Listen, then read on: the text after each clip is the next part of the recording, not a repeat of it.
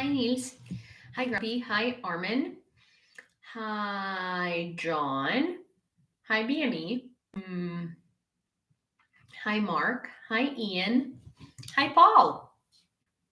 Hi, Gabby. And hi, Paul. Hi, everyone on TikTok. Also, BME. Your name is so close to BMI that it trips me up every single time. Hi, Pia. Hi, Joe. Good to see you. Hi, Dawn. Hi, Carolyn. Hi, Yana. Hi, Jason. Hello. Hi, Ian. Oh, thank you, Jetta Mom. Also, you guys on YouTube, tell me if I need to increase the gain on the microphone or whether you hear me well. I don't know if the settings went down after Rick's live or not. Hi, Grumpy. I don't know if I don't know if this microphone like keeps the settings the way that audio good. Okay, cool. All right, cool, because on Rick's live, it was a little quiet. Is Rick still live, by the way, or did that boy finally go to bed? I hope he went to bed, because that boy does not wake up nearly as late as I do. Yes, no? Hi, Jeremy. Hi, Zero. Hi, Brian. Hi, Kat. Sorry, guys, for not being... no, he's still counting. Oh, my God. Rick, Jesus Christ, it's 1 a.m., sir. Oh,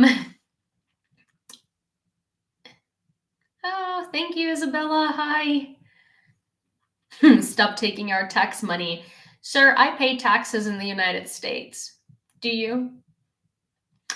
See, I doubt that a troll like yourself, who is somewhere in Russia, pays taxes in the US. However, I do.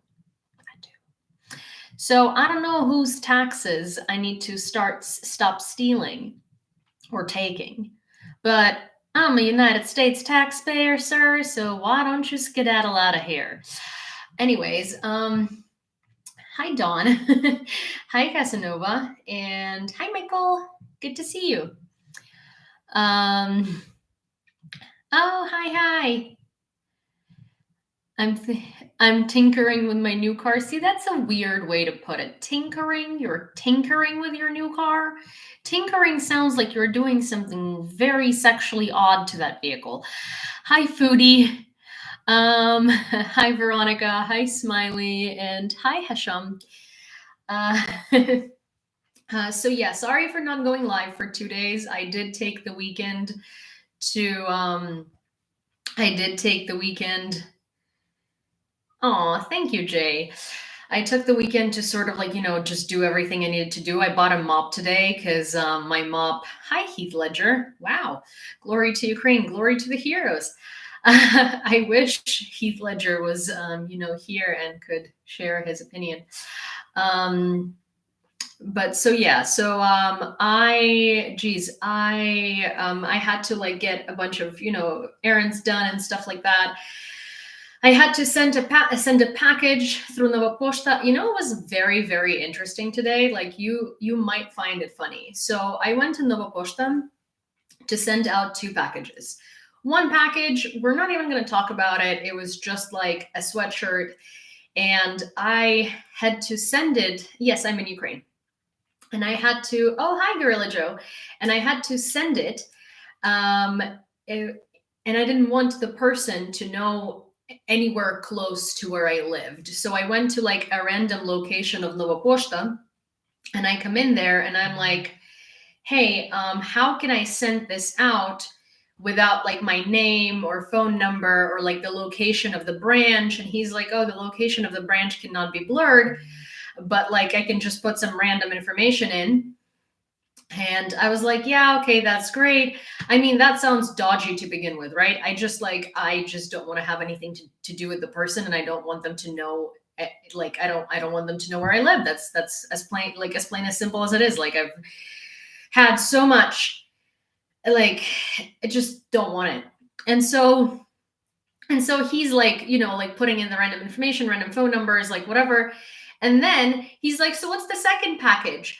And I literally pull out this huge thing of knives. It's a knife block, right? And I'm like, oh, this. And he looks at me like I'm crazy. And I'm like, yeah, you don't have to blur anything out on this one. This one's going to my father. It could go under my name. I can give you all of the details. Yeah, no blurring if anything necessary. This guy literally looked at me like I was a psychopath.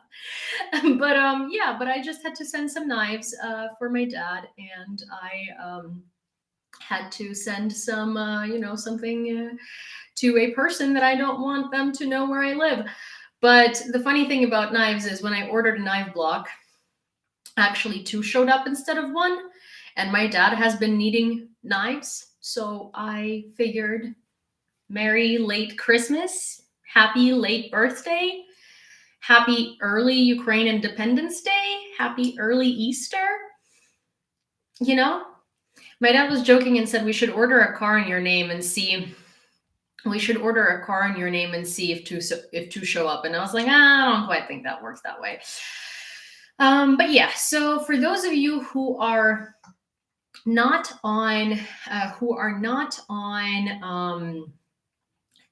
TikTok or Twitter or Instagram, I want to start this stream with sharing some responses that I have gotten from Ukrainians after posting the story about Roka news outlet calling the 2014 invasion of Ukraine a civil war and refusing to back down on that claim, even after I had DM'd them and explained to them why it is so incredibly insensitive and so incredibly wrong, because it was Russia's invasion of Ukraine since 2014. And they blocked me instead, which is really cool. So I posted the story. I posted the story on my Instagram about it.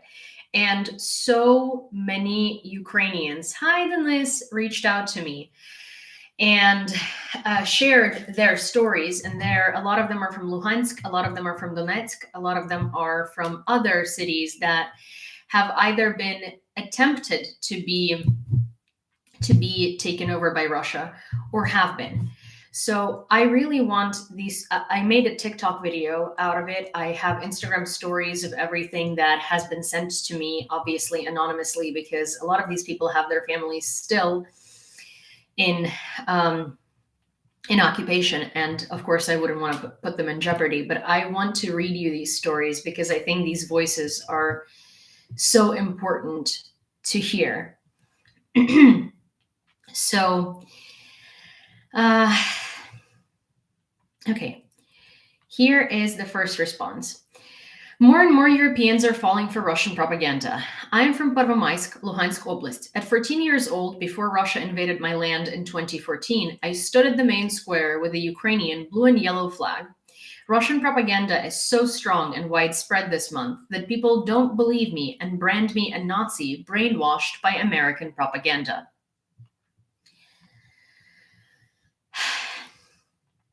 If only I knew, if only I could imagine what would happen. In Luhansk in 2013 and 14, I would get rid of those lowlifes myself. Those that hang out near Luhansk SBU with a Russian flag. None of the civilians had time to deal with them because we had to work. On weekends, we did pro-Ukraine rallies. We beat up those lowlives and shot at them when the situation heated up, aka when pro-Russian aggregators started preparing for the Russian invasion. We are from the same place, Pervomaisk. I remember that it was chaos. The government hoarded Aquafresh. This is in reference to Russia's flag because Aquafresh toothpaste is white, red, and blue stripes. In crates and prepared for full surrender to Russia. One couldn't go to the police and write a report about the armed militia that suddenly appeared in the city. That's because the deep underground network of regional party of regions was the party of Yanukovych. So regional deputies, so those are Yanukovych's deputies, policemen and top officials were already cooperating with Russian secret services.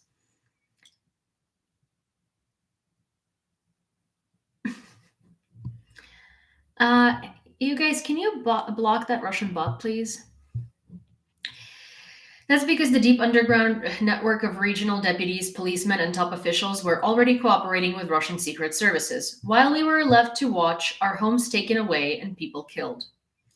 We couldn't do anything about it because no one at the top would officially confirm that it was, in fact, a Russian invasion.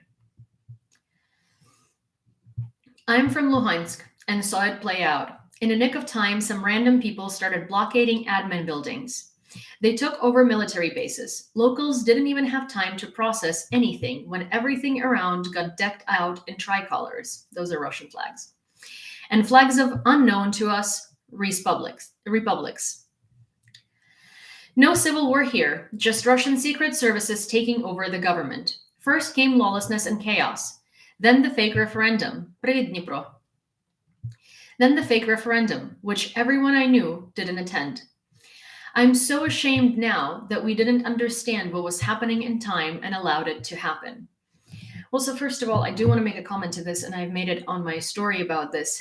There is nothing to be ashamed of for not understanding or not catching or not figuring out that your home is about to be invaded or not knowing how to react to it.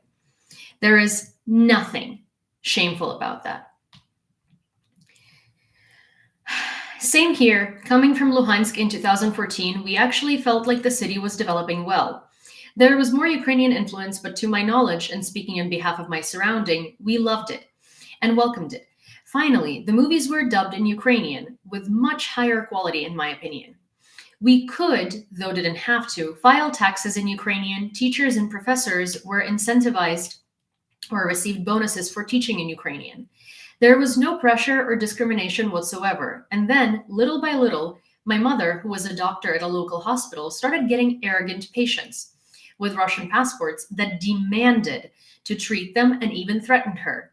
When she asked why they came here, they said they came to save us, liberate us. Sorry. In a split second, this developed into a crazy circus. It felt like they gathered sorry. It felt like they gathered the worst outcasts that any society has. I personally happen to know some. Criminals, unemployed lazy people, they all found an easy path up where otherwise neither their intelligence nor their skills would have brought them. Yet their lack of values, lack of life principles, and lack of dignity surely moved them to the front rows of many enterprises, all professionally coordinated and orchestrated by Russia. Вам дякую. I will write in English so you don't have to translate. When you share stories from people from Luhansk, I feel seen. So I want to make a note here because I want to like really underline this, not because it's like, oh, someone told me they feel seen because of something I did. No, but here's the thing. A lot of the people who share these stories have never actually been listened to because when they tell their stories of Russia's invasion into their home, they're being branded Nazis or people tell them, no, that's not what happened. A lot of the times they have to hear the bombing bombas bullshit. And they feel like the world doesn't hear them. And it's not about me hearing them because I hear them because they're my people from my country and I know what happened. And it's so, so, so important that people in the West hear them and that people in the West give them support and that people in the West show them that you believe them and that you support them. And I don't quite know yet how to do that. Maybe I will ask those of you who want to write me DMs on Instagram talking about maybe how your perspective has changed and what has happened since you've started hearing stories from people from Ukraine. And I don't mean stories coming from me. I mean from the beginning of 2022. But that's a separate topic. But I really feel like, the more people understand that they're actually being heard and the more people understand that people care and that people believe them, the more of these stories we'll actually hear, and the more people will come forward, and the more information we will have, and the clearer the picture will be. Because I often hear we need to know the full story. Let's hear the opinion of people who live there. Let people from Donbass decide where they want to live, etc., especially from foreigners. And it's a right approach. However, when I, as a person from Donbass who was living there my whole life, and all generations of my family were living there, when I start speaking, people don't like it. At the end of the day, people who want to hear natives of Donbass only want to hear one story, the same one they have already heard from Russia. If you're telling the reality of how it happened, how foreigners came and took your house, how you were never discriminated in Ukraine, how you want your city to rejoin Ukraine again because it's impossible to live under Russia, they don't want to listen. They use us in their speeches and propaganda, but never actually let us speak.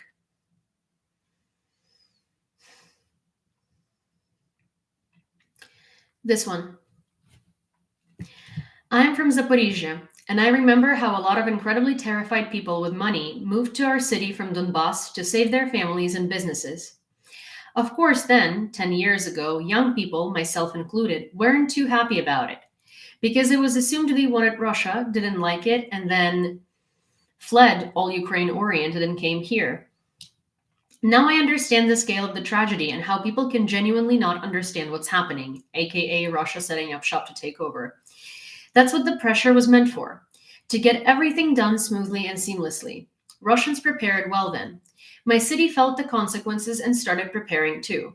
My friends and I stood at Zaporizhia Main Square during Egg Sunday, an event against the Russian Spring.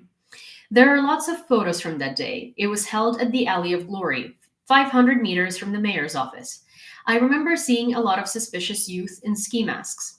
They walked around the city at higher speeds than local pedestrians. I remember my friends sending me photos from the regional admin building. They were there and they weren't going to let anyone, meaning Russians, in. I remember how we all gathered at Shevchenko Boulevard near the Alley of Glory. All the stores around the area ran out of eggs, flour, and dairy. Locals decided to make it batter themed. Even the news later pointed out that pro-Russian aggregators looked like paskas, which is Ukrainian Easter bread. I remember how everything around smelled like eggs and flour. We surrounded them and threw everything inside at them. I took part in it, and I'm really proud that I did that. Zaporizhians protected ourselves and our belonging to Ukraine very actively. Writing this now, I understand what Russia's plan was. They wanted to do everything unnoticed, but we noticed. After that Sunday, nothing of sorts was ever attempted in Zaporizhia. The aggregators were taken out of the surrounding we created for them. The first bus drove away with deflated tires. Second one, well, we almost burned them alive in it. Earlier, when we were just blockading them, the buses with pro-Russian aggregators, not burning them or touching them at all, Russian journalists were already at the ready to film the mass casualties for the plot that Ukraine is killing Russians. Casualties had to happen for their plan to work. There were lots of aggregators in ski masks that were indeed Russian. I also remember how I didn't give a shit about the covered face law on principle and always wrapped a scarf around it. My friends were cooking in plant pots and bowls, all in response to the law forbidding use of helmets. Russians then understood that we will resist. So there is I'm going to also read you another story, but I will give you, a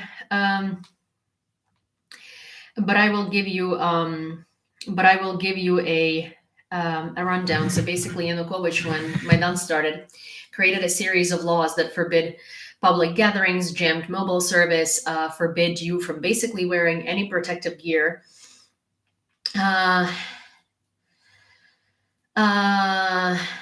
Any protective gear, and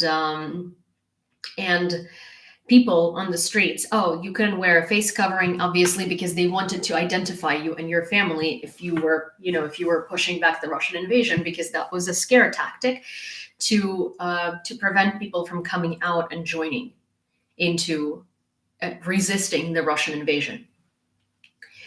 So that was in 2013, and that's why she says she was wearing a scarf around her face, not giving a shit about the mask law. And She also says that her friends were wearing pots, like plant pots and cooking pots and bowls on their heads instead of helmets because helmets were illegal for civilians. Can you imagine? Uh, so here is another person that that DM'd me.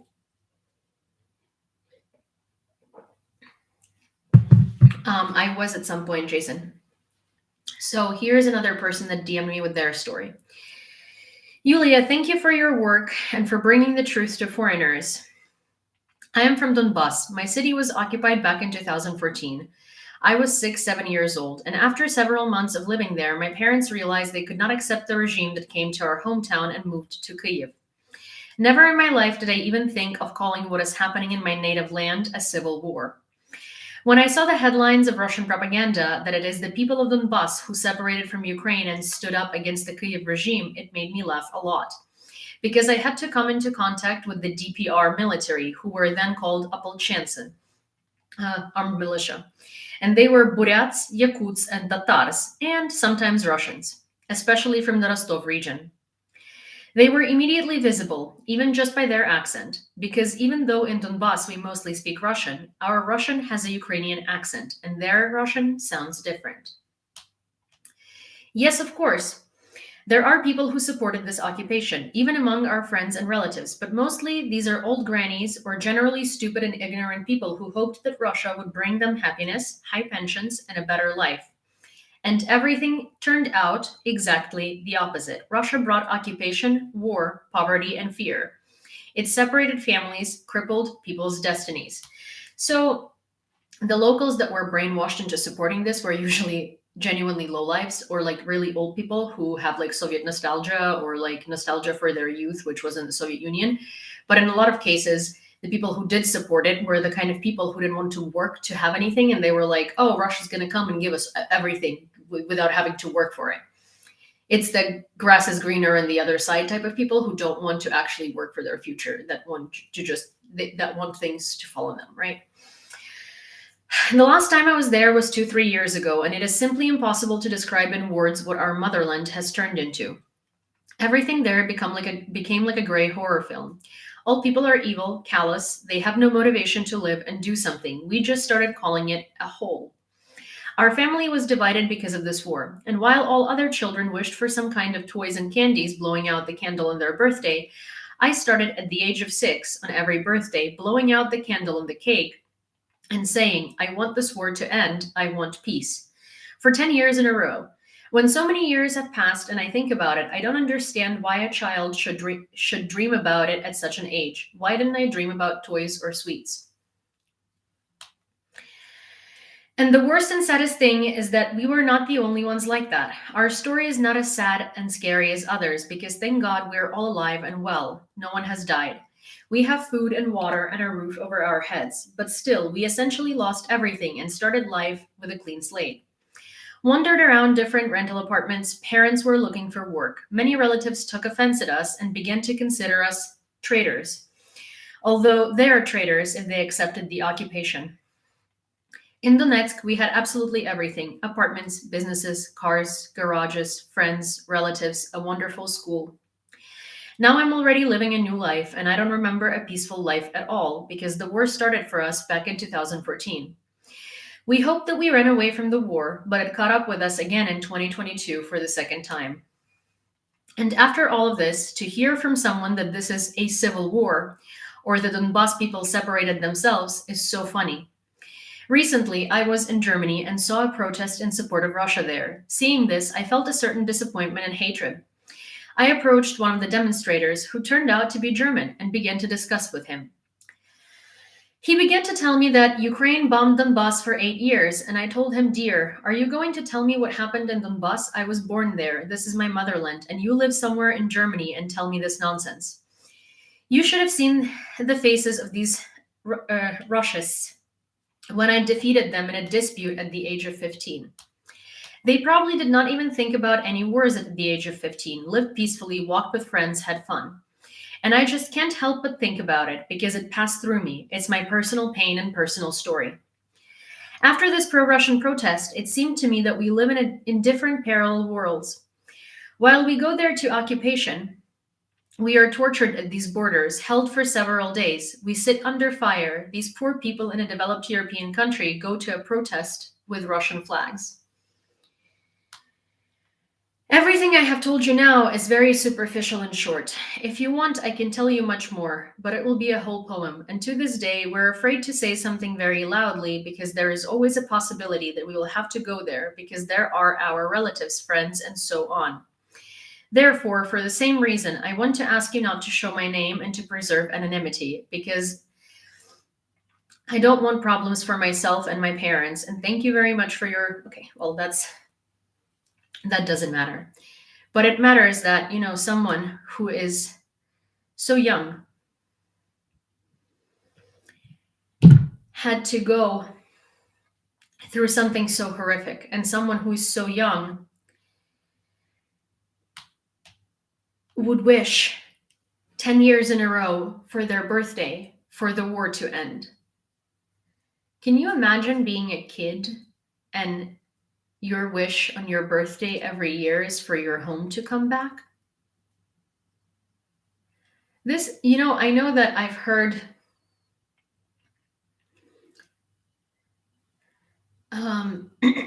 okay, so there is a person on YouTube who had asked the question. And I sincerely hope that you are just hypothetically trying to figure out what would actually happen, what would the actions of Ukrainian people be, not trying to provoke some sort of a response. But here's the question. Hi, Yulia, could you tell us what would happen if hypothetically Russia gets what they want, keeping Crimea, Kherson, Luhansk, and Donetsk? How would Ukrainian society feel about that? Russia doesn't just want Kherson, Luhansk, Donetsk, and Crimea. Russia also wants Zaporizhia. Russia wants Kyiv. Russia wants Chernihiv. Russia wants the whole of Ukraine. Russia does not want Ukraine to exist. Here's the thing. Ukrainian people are never going to give up. What do you mean? Would this create an anarchy in Ukraine or some sort of unrest?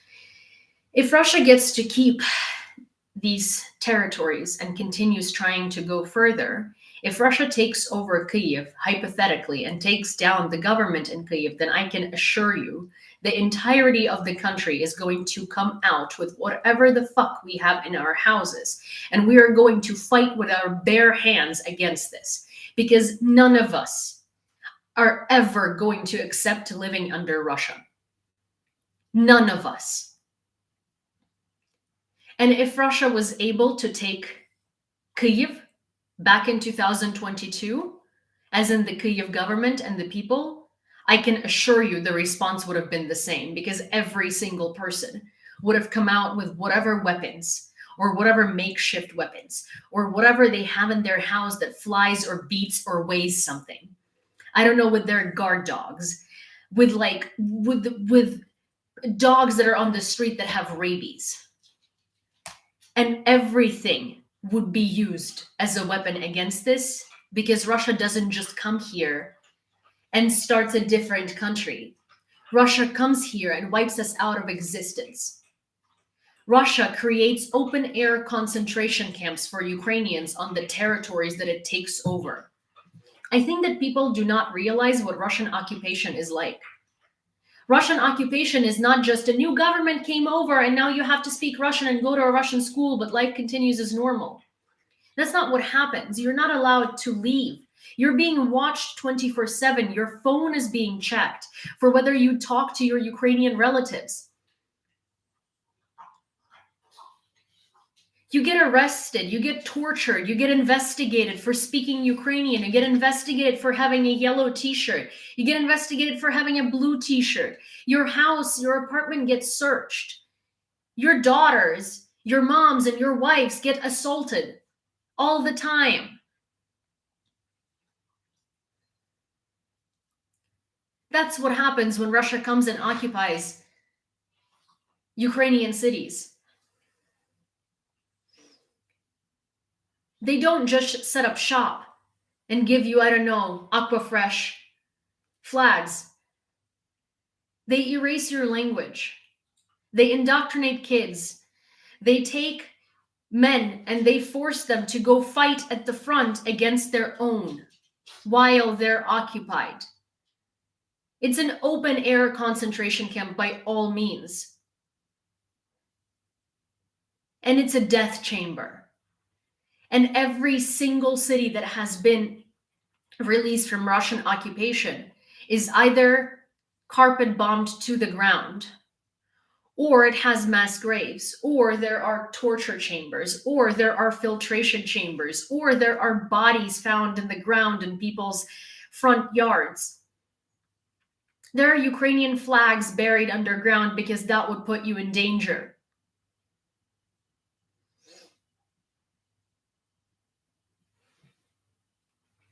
If Russia hypothetically decided to go further, then you bet your ass we would not let it happen until all of us died. Because we would literally stand till the last person. Because there is no point in living in a concentration camp.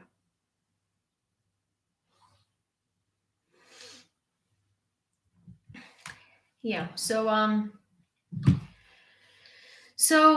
that's my answer. Let me get a bit of water.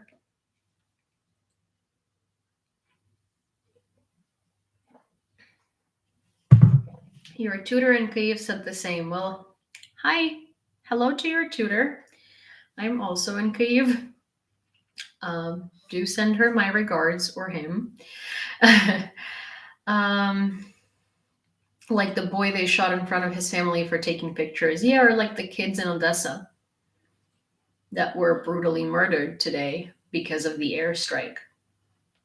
Or like people in Bucha, or like people in Irpin, or like people in Mariupol, or like people in Izum, or like people in Severodonetsk, or like people in Slavyansk, or like people in the village of New York in Donbass.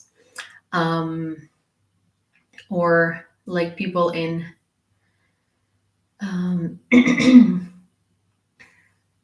in quite literally every Ukrainian city that Russia has touched.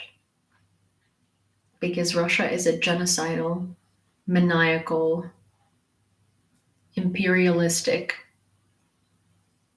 monster.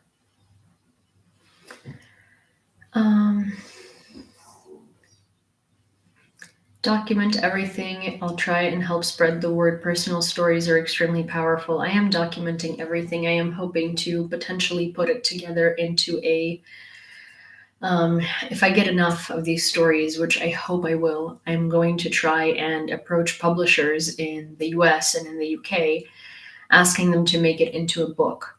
Except I wouldn't want it to be under my name. I just want it to be from the Ukrainian people who suffered occupation. Like, it's not that I want to write a book or I want to put together a book. And all the proceeds from selling that book would go to the army. And, just a collection of war stories. Or rather, a collection of personal stories about watching your home be pulled away from you. Okay, before I share the quote, may I ask a quick point about the internet and quotes? Yeah, sure. Sorry, also in the meanwhile, oh, thank you, Niels, and hi and welcome, and thank you.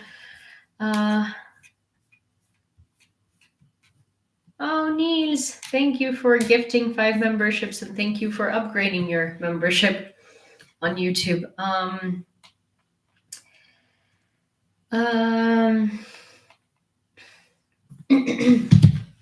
have like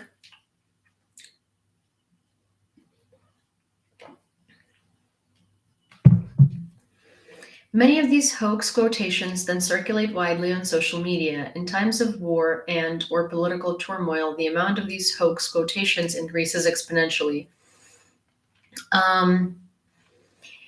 It does because, thank you. It does because, first of all, bot farms, And disinformation spreads most at the time of turmoil because there are also lots of desperate people, and there are lots of people who are using confirmation bias, and they just want to confirm whatever it is that they already believe in, and they spread that. It's like, one of the things that I want to tell. One of the things that I want to, that I usually want to say to those people who genuinely believe Russian stuff because they like saw it on the internet somewhere, thank you, is, if you stop looking for things that confirm what you already think and you start actually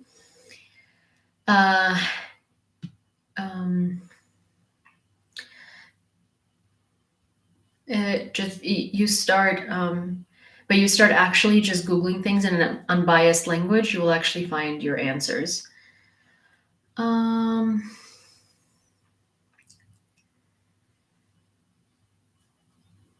Thank you, Max.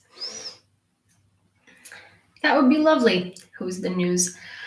Why is that most Ukrainian bloggers I know do not talk enough about Zelensky, even though I think he's a godsend to Ukrainian people during this time of struggle?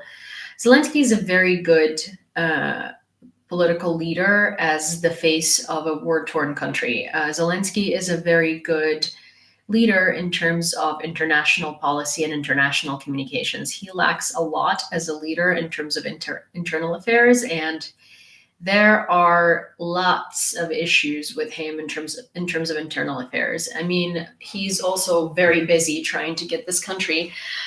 Thank you, Niels. Trying to get this country sorted and get all the help that we need and stuff like that. But at the same time, hi Holly. At the same time, one of the reasons why is because it's 2 years of war. People are angry. People are upset about corruption that's still there. Obviously, we're fighting it, but things are not going to change overnight. People are tired. The thing is, Zelensky is a hero for the world, right? And we saw him as a hero. We saw him as a hero because he stayed, and that's more than any president has ever done for us. He stayed and he didn't back down, and he decided to fight, right? And at first, all of the he wasn't a very good president in terms of he had great ideas, but he's very green in terms of implementing them. So he wasn't super popular right before the invasion started, which is probably why Putin also waited till now, right? Because he was super popular when he was elected. And a lot of the problems that he was hoping to eliminate weren't eliminated. And of course, Ukrainian people are the kind of people who will, we look at you through a magnifying glass and we will make you answer for your words and fulfill your promises, and we will hold you accountable. So the thing is, now that the high of he stayed and he stood up for us is not enough, people are starting to look at internal things, and a lot of it I'm going to say my personal opinion, right, is that there is no one better who could be in this role right now. And I think that internationally he's doing a fantastic job. And I think people also need to cut him some slack because, yes, he sucks internally. Internally, there is a lot that he can learn, and internally, there is a lot that he can do better. But the thing is, he's also overwhelmed, and he's trying to get a country at war what it needs. And I think that all of us need to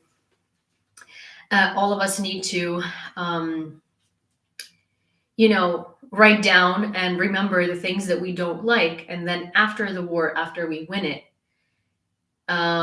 do you live in Ukraine? Why 3 question marks? Yes, I literally am in Kyiv right now. We need to remember those, and then we need to apply them to the next person who's going to be president of this country. But so what I'm trying to say is everyone is flawed. And I think that the reason why people are not concentrating on talking on talking about him is because I think a lot of people are angry and a lot of people are scared and a lot of people are tired and a lot of people are, concentrating on things that are happening within the country.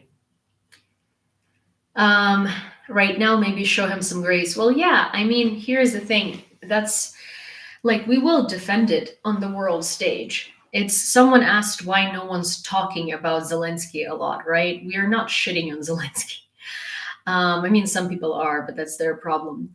But the reason why we're not like talking him up and the reason why people are less eagerly talking about it is because there is a lot that needs to change inside of the country, and people are focusing on that because we are giving him grace and everyone is giving him grace, and no one says that he like, I mean, there are some like crazy bots on the internet and some people that are very misguided, and yeah, they say that, but most people are not saying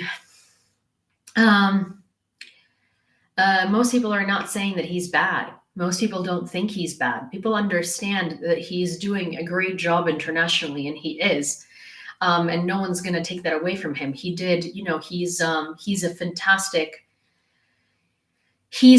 fantastic at speeches, and he's fantastic at getting the message across, and he's really, really good. He's really good to be a war leader. And we recognize that, trust me. I'm just answering the question as to why people are not like, screaming about how fantastic he is, because he is fantastic for what he does. But we also don't want to lose sight of what's happening internally. And we want to remember the things that are not going right, because we don't want to let that go. Because if we do, then the same thing is going to happen again as it did with all of our presidents, because they did something well and we let our guard down. And we don't want to let our guard down again. Like, yes, he's in the right spot to advocate for us internationally, but there is also a lot of questions to certain things, and those questions will need to be answered when the war is over. And Grace is good, and we do support him, and we do support what he does on the world stage, and we are immensely grateful, and he stood up for us and he stayed. But at the same time, like, we want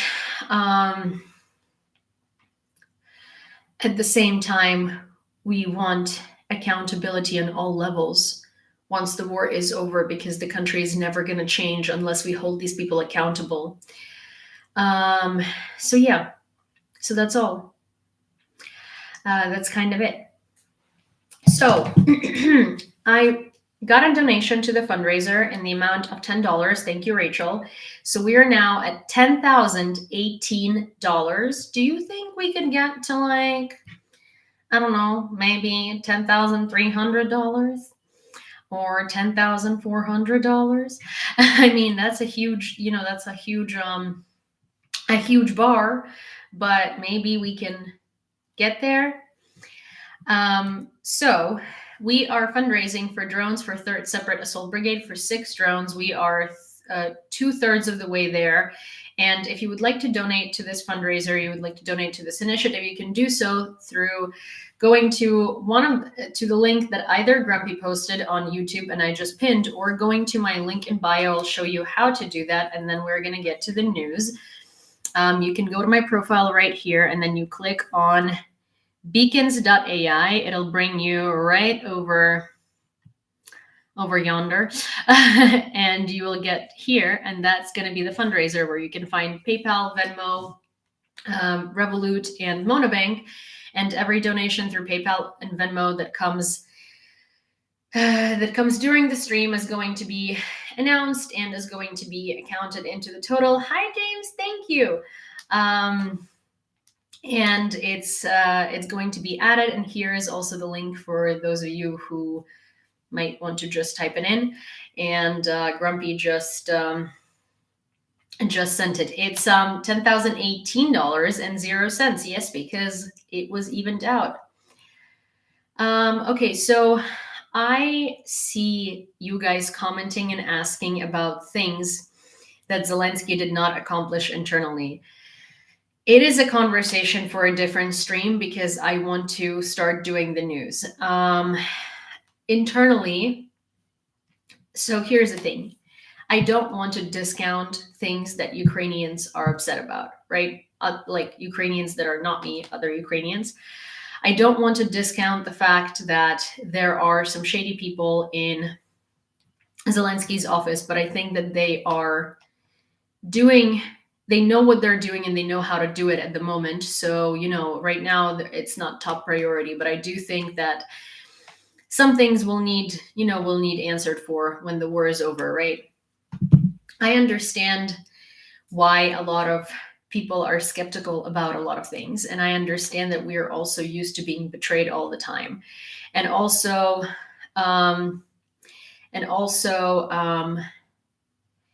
you guys, like, we are at war, and like, as much as our leaders a lot of the times are doing things that are prioritizing things, and sometimes things need to be prioritized that the people think that don't need to be prioritized. Hi radio, good to see you, oh my gosh. And sometimes, people are prioritizing the things that they don't understand. But at the end of the day, we have lots of veterans, and we have lots of veterans that do not have inclusive access. And those things don't happen overnight, but those things need to be prioritized no matter what, no matter how much we need the budget for other things, because these guys have already given everything they had for so we could continue fighting. Thank you, Ian. And there are just a lot of things within this country, right? There are POWs there are wives and families of POWs from Azovstal. There are people with disabilities or with extra needs. There are so many things that this country is facing that it's not uncanny that a lot of people are going to be pissed off about a lot of things, and a lot of these things will need to get done more efficiently or be balanced better. And I think that, of course, no one was prepared for something like this. And obviously this administration wasn't either, because it's difficult because it's difficult to balance all of that. And so that's where a lot of the friction within society is coming in, because people are upset and people are exhausted and people are, they're like, their anxiety and everything is just through the roof. It's been 2 years of war, over 2 years of full-scale war, and 10 years of war. And so and so it's just, everyone has something that they want to change. And that's why.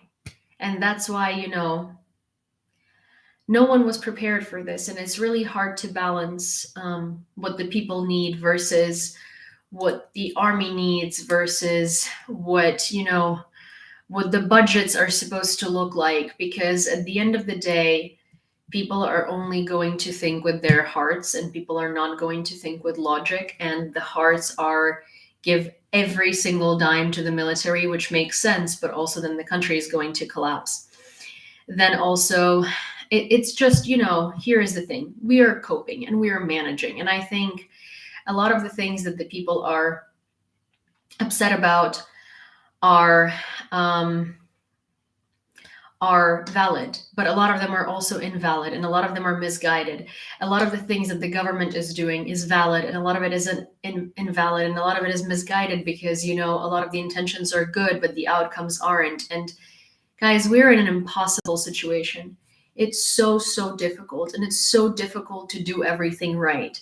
So of course there is going to be friction in the society, and Russia preys on that, and Russia takes all the things that we're upset about, and Russia sees the weaknesses, and it tries to use it against us, and it tries to use it to rowdy up Ukrainian society to stand up against our government, because they can't take our government down, but we can.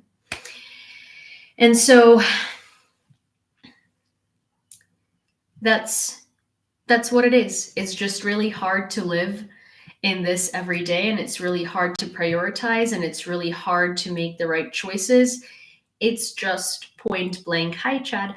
It's just point blank really hard. So, it's hard to answer the questions of why. But it's like you need to let our people, like, we recognize how good Zelensky is in the world stage, but you need to let our people also experience our own emotions, and sometimes you need to let people be upset, and sometimes you need to let them have misguided anger at certain situations, and it's okay, because it's a situation that I hope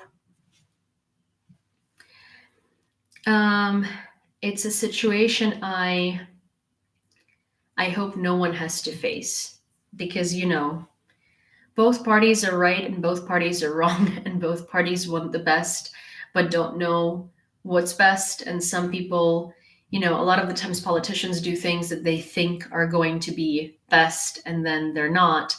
And a lot of the times people want the best, but they don't understand how the processes work. So it's just, it's just a lot.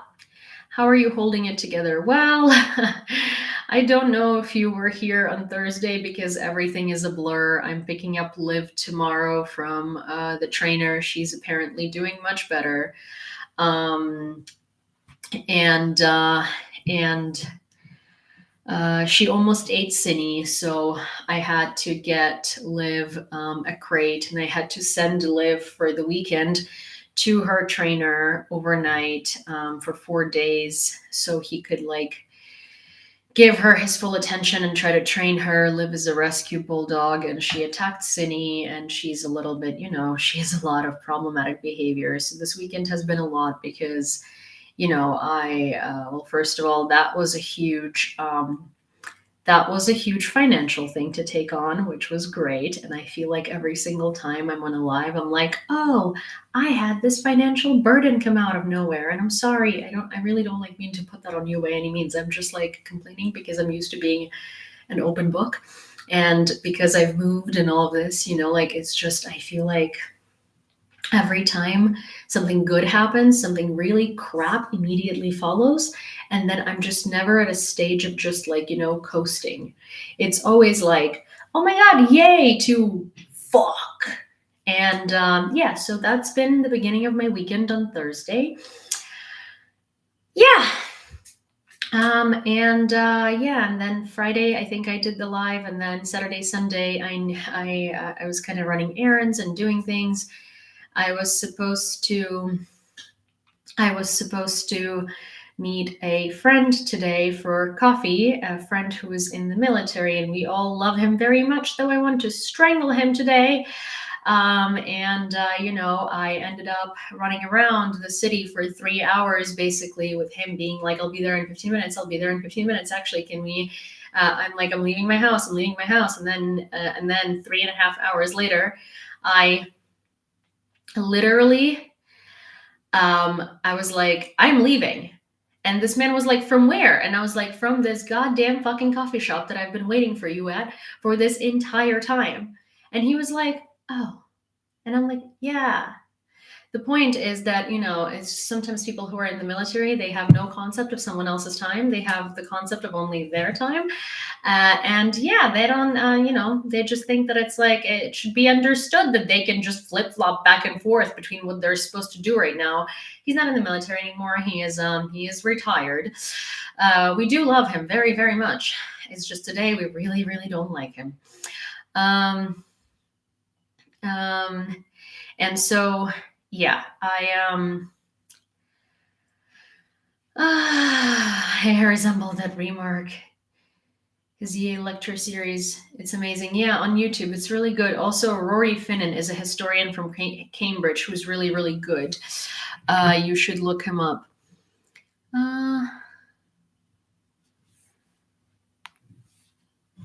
Я не знаю, як... No, it's not PTSD. He's okay. He's fine. I mean, he's actually fine. And I'm fine. I'm just incredibly annoyed at him today, but that's okay. I'll get over it.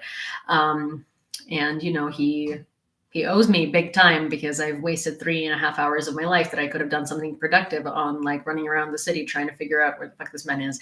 But anyways, it's cool. Rory Finnan from Cambridge. And там хтось писав українською мовою. Я не знаю, як вам зарадити, але Є дуже класна,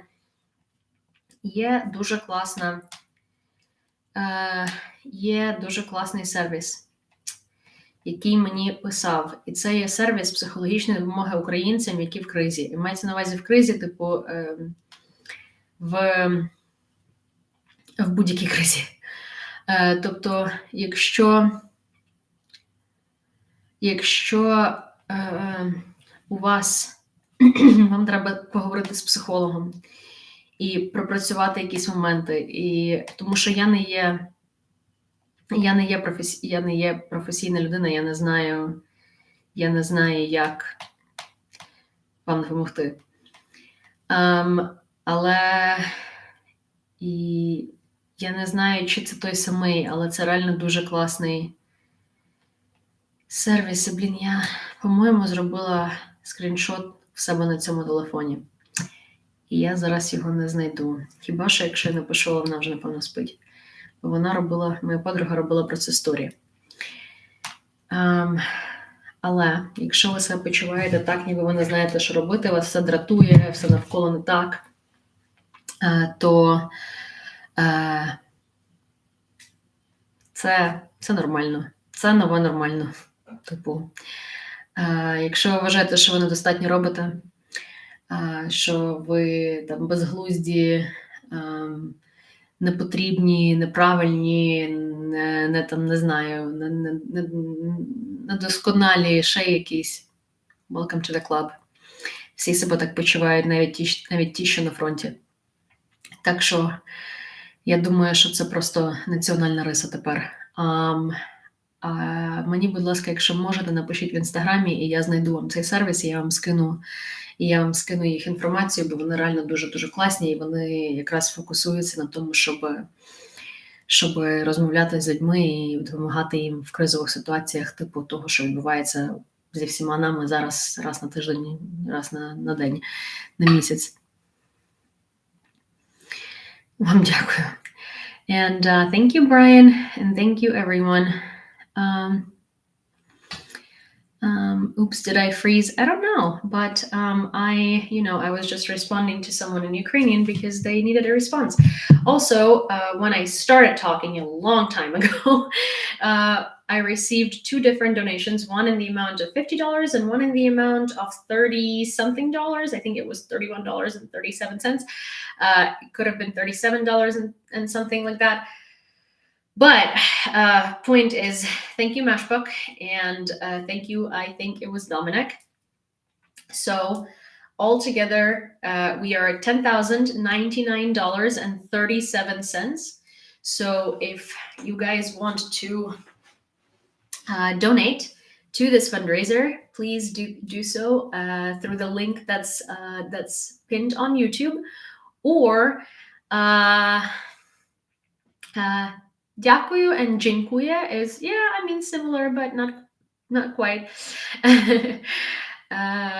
To me, different because I guess I grew up with both Polish and Ukrainian, and they sound really different to me. But yeah, we have a lot of similarities. But yes, if you would like to donate, you can donate through the link in bio on my TikTok, or you can donate through the link that that I pinned from Grumpy on YouTube. Also, Grumpy might send the link again, and also Grumpy, maybe through the link you can donate through Venmo, PayPal, Revolut, and or Monobank.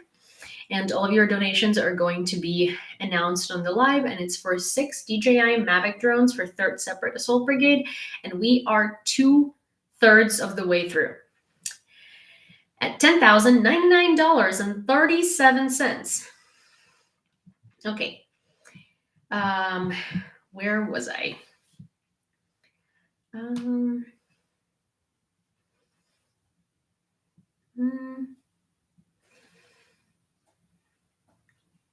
Also, you guys, United 24 Media now shares life stories on YouTube. We are pleased to introduce another platform for sharing daily videos from Ukraine. Moving forward, our live content will also be available on YouTube. Join us if you prefer receiving news on YouTube. So I would really, really, really recommend that you follow United 24 on YouTube because they're sort of reintroducing new segments to the YouTube, and I think they will be doing a lot of amazing work and showing a lot of amazing insight into what's been happening in Ukraine. Oh, thank you. We got another donation in the amount of $24.19, which now totals to $10,123.56. And all of you even number loving people,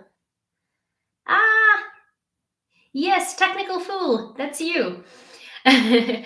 All of you people who are allergic to odd numbers are going to go crazy right now, because $10,123.56.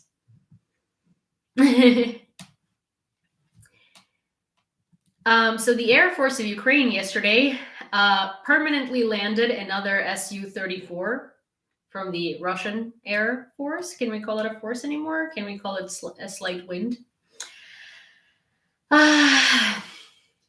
And we get to the attack on Odessa. And I was consciously trying to kind of avoid getting to the topic until as late in the stream as possible, because it's an awful topic. But in this attack on Odessa, Travis. Okay, Travis evened it out to $10,124 with his 44-cent delivery donation. But Russians in Russian attack on Odessa, many people died, and I think the most known death was a mom and her 3-month-old child. The body of the child was found under the rubble, and another body was recovered from a high-rise building in Odessa. The number of victims has increased to eight. And I actually have a list. Well, I wouldn't call it. 1 second. One moment.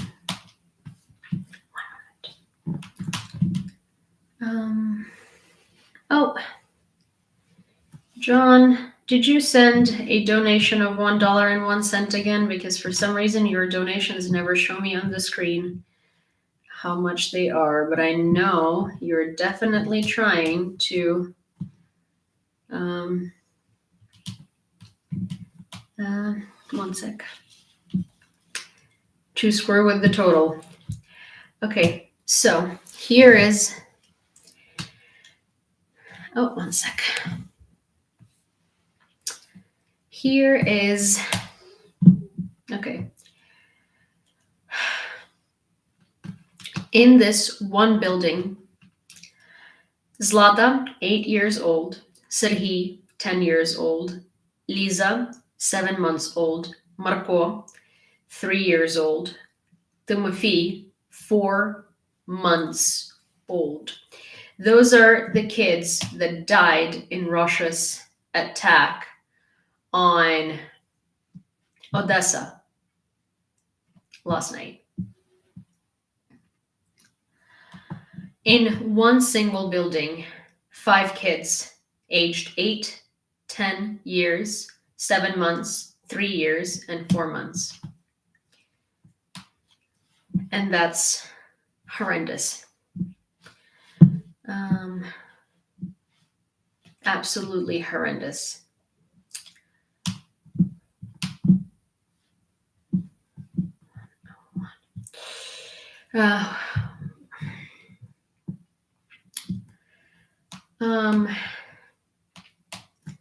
And here is the photo of the mom and her child who died today in the attack on Odessa.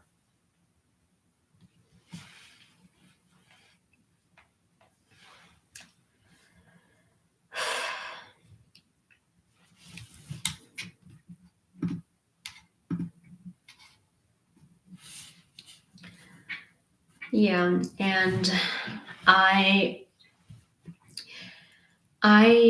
really recommend that you go to Mstislav Chernov's page on Instagram. He is the creator of the documentary 20 Days in Mariupol, and I recommend that you look at his last post because he posted a very, very graphic post of what happened in Odessa. And his colleague, Yevhen Malaletka, who was also in Mariupol, he I believe he took those pictures. In the meanwhile,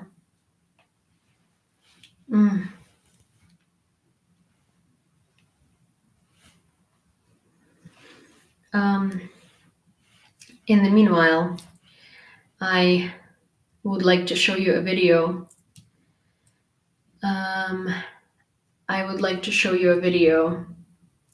What was the man's name? Mstislav Chernov. Sorry, let me. Mstislav. He has an Instagram. Pat, could you write Mstislav Chernov in English, please? Yes, I did. You just look that up on Instagram and it will come up. And Kat, if you could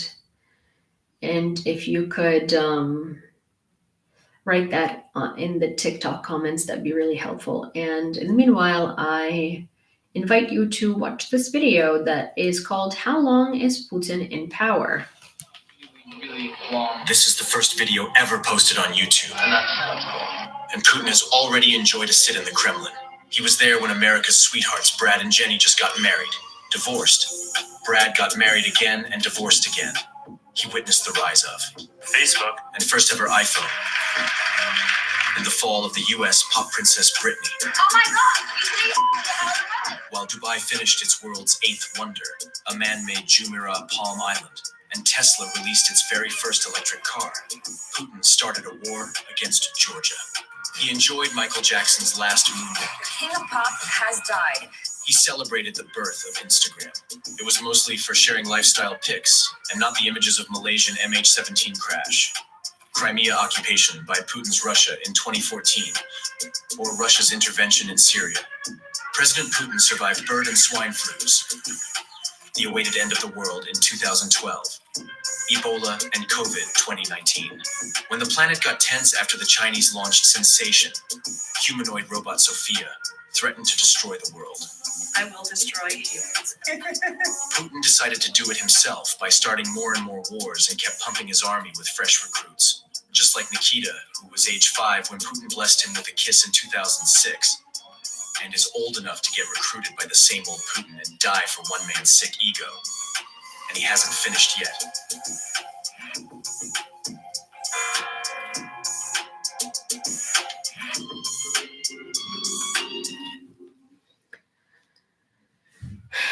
Thank you, Jim. I do too. I have lots of friends in the Ukrainian army because I'm Ukrainian and I'm currently in Kyiv, and I hope your friend is all right.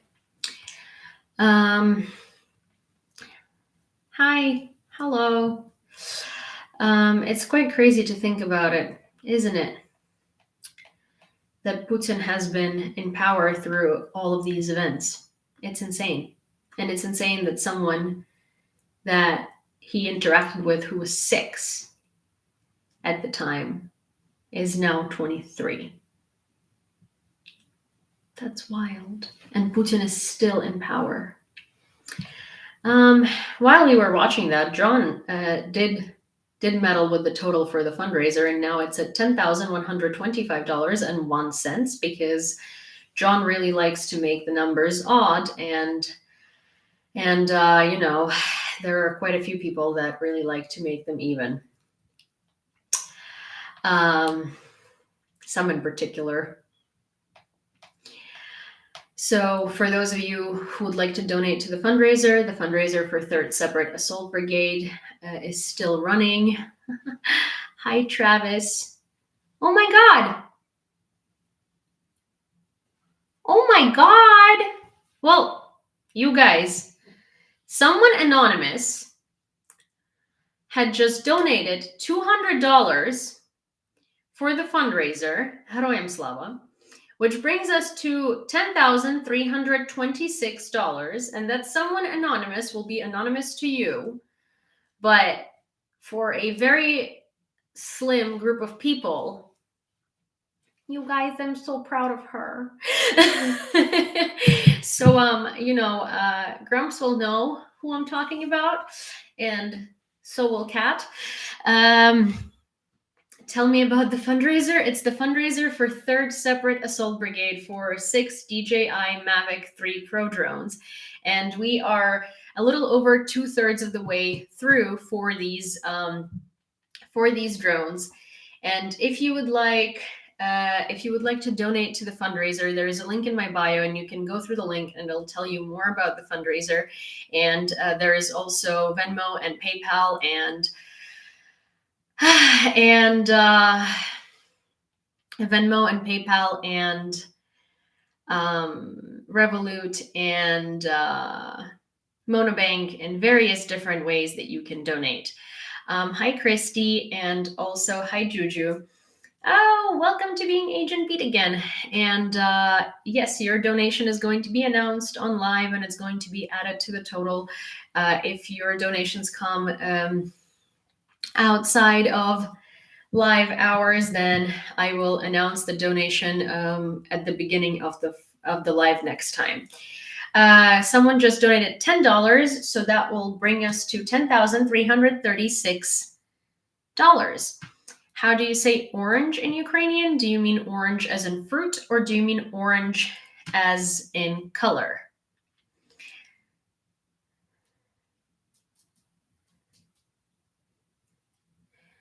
Because those are two different things. Color will both. Orange is oranžový, and orange as in an orange. Okay, so orange as in like color is oranžový, and orange as a fruit, and orange as a fruit is apelsin. Apelsin with a Y. It's not, you're so funny. Yes, I am in Kyiv. But it's not Kiev. Kiev doesn't exist. Kyiv, however, does. Kiev is the way Russians call Kyiv, but isn't the actual name of the city. We also just got a $50 donation, which brings us from someone named Svetlana, which sounds Ukrainian, which is very sweet. Which brings us to $10,386 even, thanks to Travis, because he likes to fix the odd numbers. Speaking of orange, decided to try Nemirov Blood Orange for a change. It's good stuff. Yeah, Ukrainian vodka is really good. Can I go to your Venmo? Yes. If you would like to donate through Venmo, you can donate through Venmo. It's the same as my TikTok handle and the same as my YouTube handle, and it will still be announced. Oh my gosh, what is that? No, I'm not Karen, although it's a very interesting name these days. However, no, it's not my name. Sorry, bro. What was I gonna say? What was I gonna say? Oh, orange. Yes. If you want to try another Ukrainian vodka that's actually oh, don't match. Oh my gosh.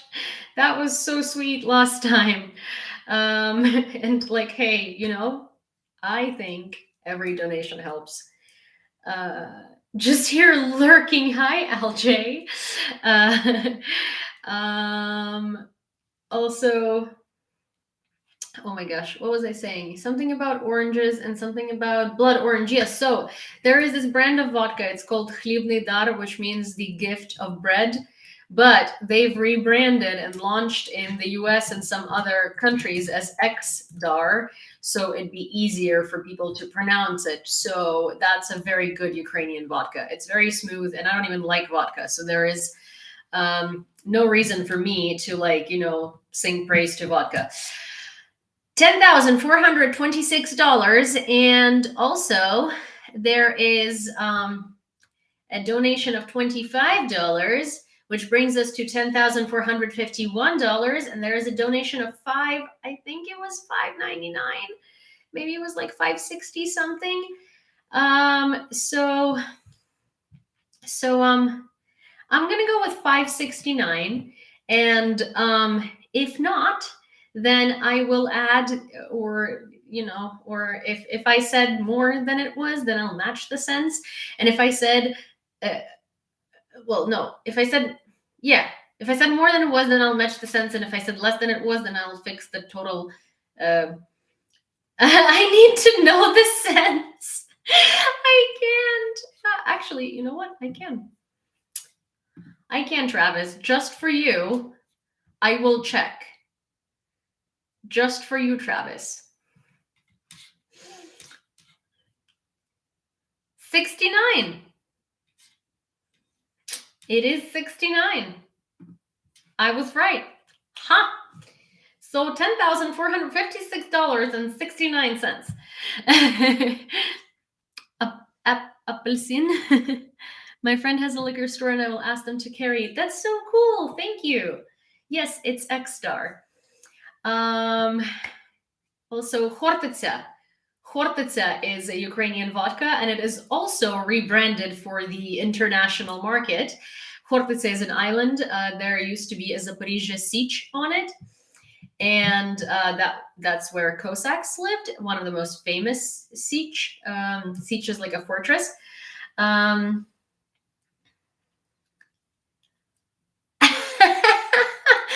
Okay, so on YouTube, we have this lovely situation. So Travis just donated 31 cents, which brought us to $10,457 even.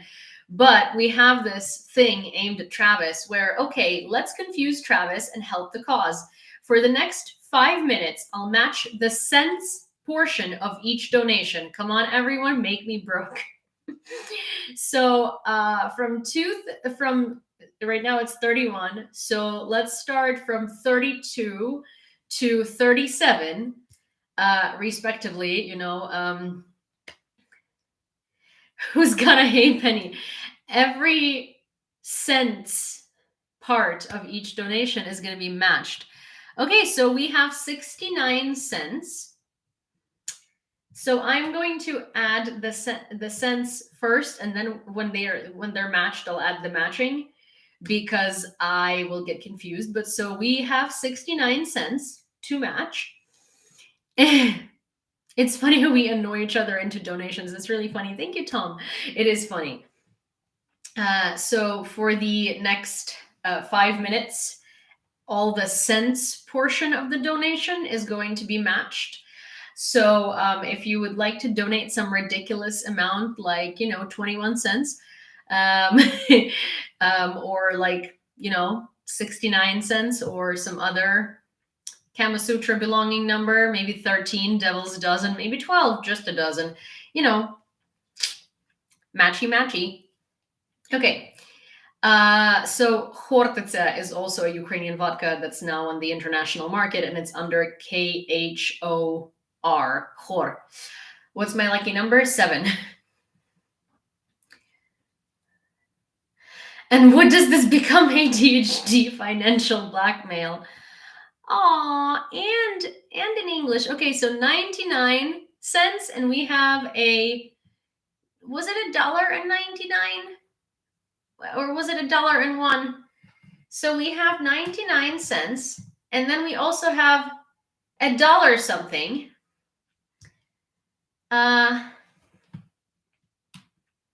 We have 99 cents, and we have $1 something, and we have another $1.99. Oh my gosh, wait, you guys. Okay, 99, $1.99, another $1.99, and 0.66. Okay, give me 1 second. Okay, plus 99 plus $1.99 plus $1.99 plus 66 and plus $1.99 again. And then Jonathan, oh, and another $1.99. Oh man, another $1.99.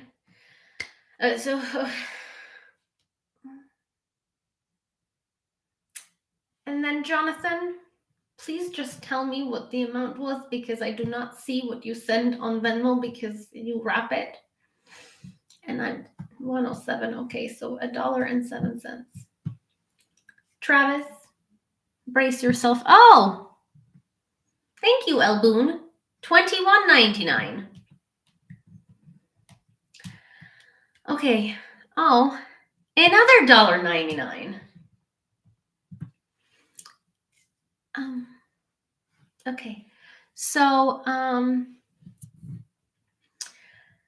Travis, are you ready? Funnily enough, we are at $10,557.69. After all of these cents, we still landed at 69 cents.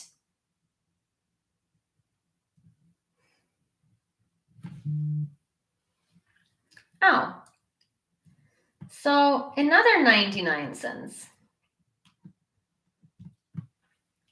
And we are now at $10,558.68.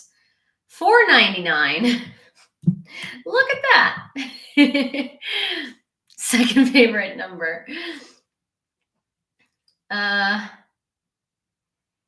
Do I really do a really good Valley Girl impression, John? I don't know. I mean, like, Jesus Christ. Out of like all the talents that I have, that's the one you pick? Like, genuinely. Oh my God. I said, yes, I did. I did, Lisa. Thank you. Sorry, I was like, okay, so 2:35. I think we have one more minute. Oh my God. Sorry. I think we have, nope, that's it. Time's up. So,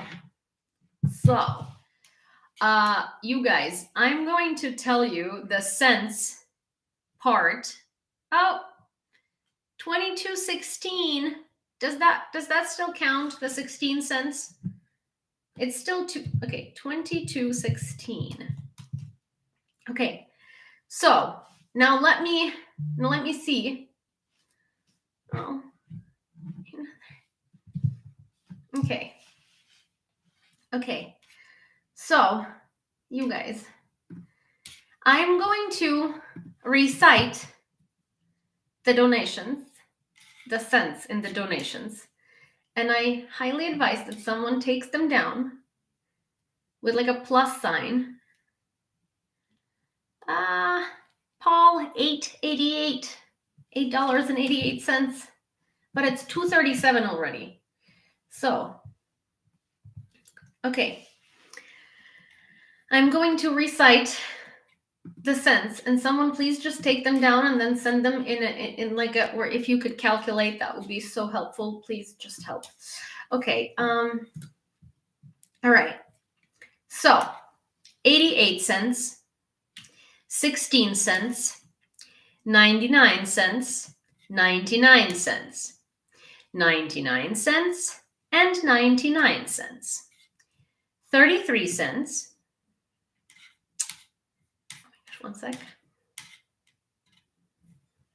99 cents, 99 cents, 63 cents, 99 cents, 99 cents, 69 cents.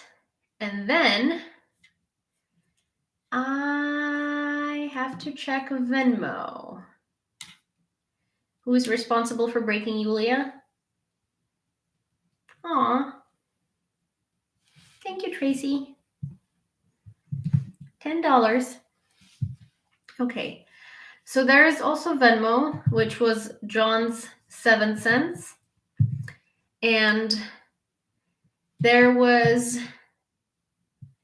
I'm pretty sure there was a Mashbox cents donation on Venmo. See, that's problematic because I can't. Okay, give me 1 second. TikTok, stay put. You will go into a blackout for a second, but I will be gone very shortly because I need to just look at Venmo. Okay. Okay, 1 second. I need to look at Venmo. Okay, who's responsible for breaking Yewleea? Oh man. Many people are responsible for breaking Yewleea right now. Okay, so 7 cents and 99 cents. Easy peasy.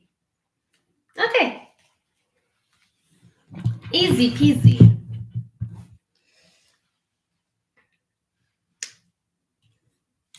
$11.67, see? Easy peasy. Why did spaces disappear? Math, the bane of my existence. $11.67, yeah.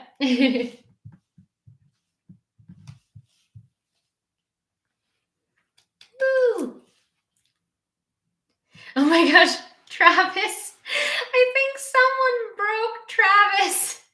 I don't think someone broke me. I think someone broke Travis. Poor Travis.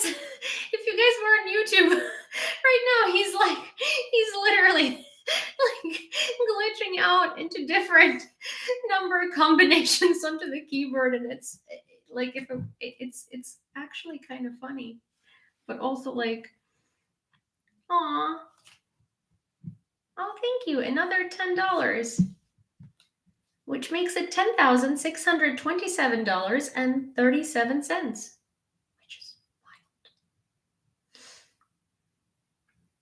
wild. Your daughter just finished with lemon squeeze.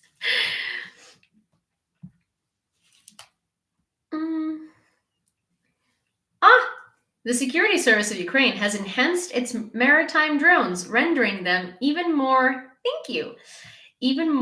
lethal, reports Business Insider. In 2024, Sea Baby marine drones with improved capabilities will target ships and bridges of the Russian Federation. Oh, 20. Wait, 20. Was it 26, 33, 25, 33? Was it 25, 33?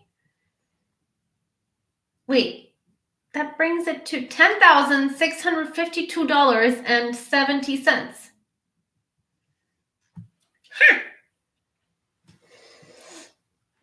See, Travis is going to donate 30 cents, and I know it.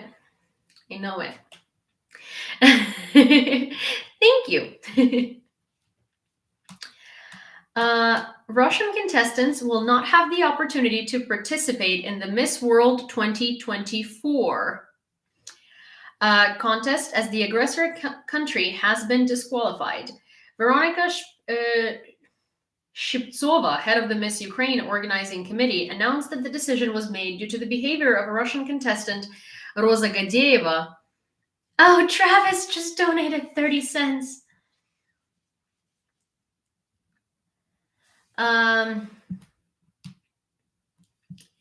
Has anyone reported on how Ukraine has been... Okay, you know what?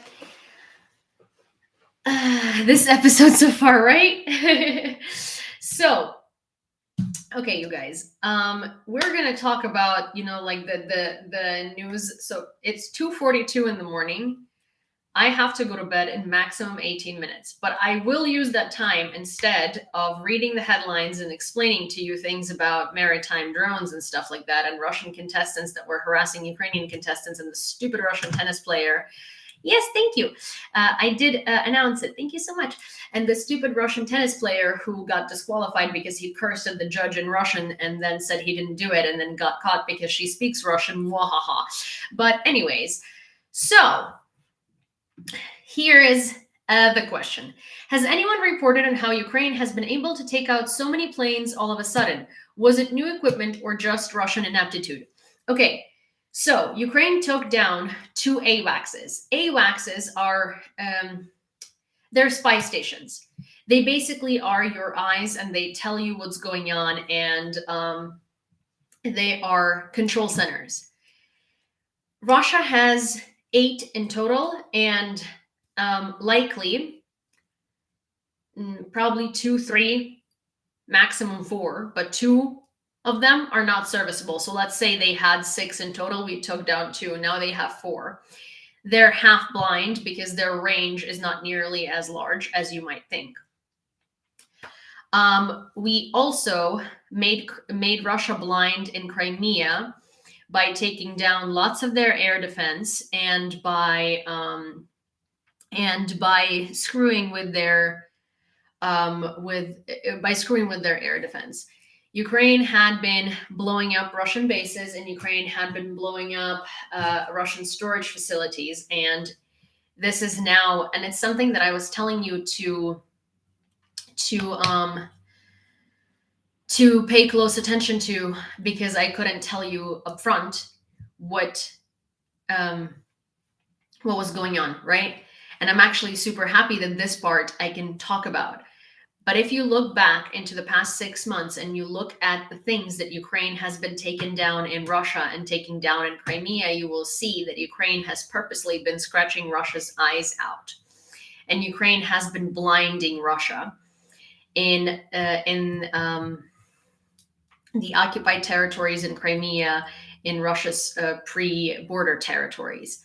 And that's how Ukraine has been able to take down these planes recently, because Ukraine basically blinded Russia. It might not last for a long time, but it will definitely last right now, and Ukraine is taking advantage of it. Because also the more aircraft we take down, the more we are going to even out the playing field when the F-16s arrive.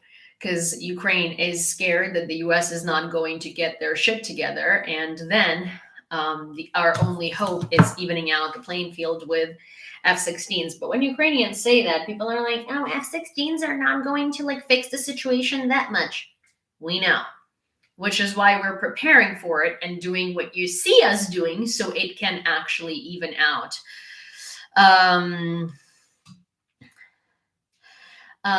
If it was, it would actually even, we are doing everything we can for it to actually even out the playing field and for it to balance the situation. So yeah, is that a good answer? And I can actually give you a more extensive one, because Grumpy has been doing a fascinating amount of research on this. And I can give you a more extended version next time. Thank you for asking that question. Oh, hi, Lycos. Do remind me next time. And I will try to get Grumps on here. He might disagree, but I'll try to get him on. And he can talk a little more about all the losses in equipment that Russia has experienced and how it's affecting their further losses in equipment. In the meanwhile, I think this is a very successful stream. And I think we did talk about a lot, though I need to start being able to do the news. Can we troll Travis more? No, leave Travis alone for today. Oh, thank you, Darlene. What is my schedule for my lives? So lately I've been doing them at 1 a.m. Kyiv time. However, I'm hoping to change my schedule to 10 p.m. Kyiv time. But for now, I guess check at 10-ish p.m. Kyiv time, and then 1-ish a.m. Kyiv time. And around that time, it's well, depends where in the U.S. If you're on the East Coast, aka New York, New Hampshire, and all that, if you are in Eastern Standard Time, then that is 7 hours.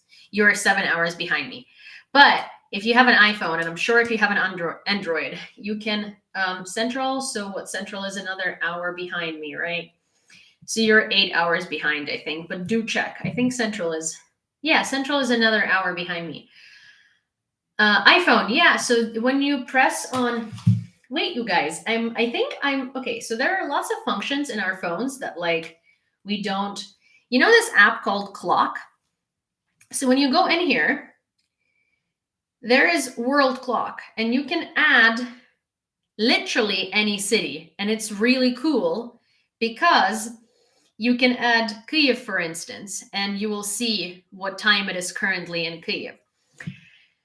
So, yeah, so you are 8 hours behind, and 1 a.m. or 10 p.m.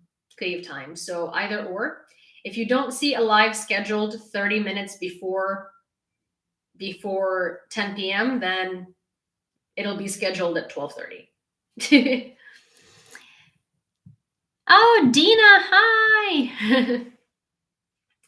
Okay, you guys, I love you all. Thank you so much for this incredible matching. And is Donetsk the same as you? Yes. Ukraine has one time zone.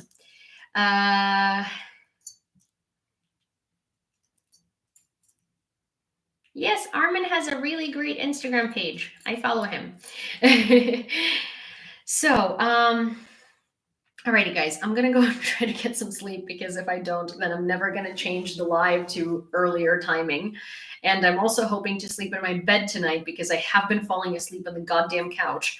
I've literally slept on the couch for the past 4 nights, and and part of it is I just pass out, and part of it is also my dog is in heat, and she's used to sleeping with me, and I feel bad because I don't want to force her to sleep alone. So we sleep on the couch together. Okay, it's mostly because of my dog. Okay, love you guys. Good night, and I will see you tomorrow.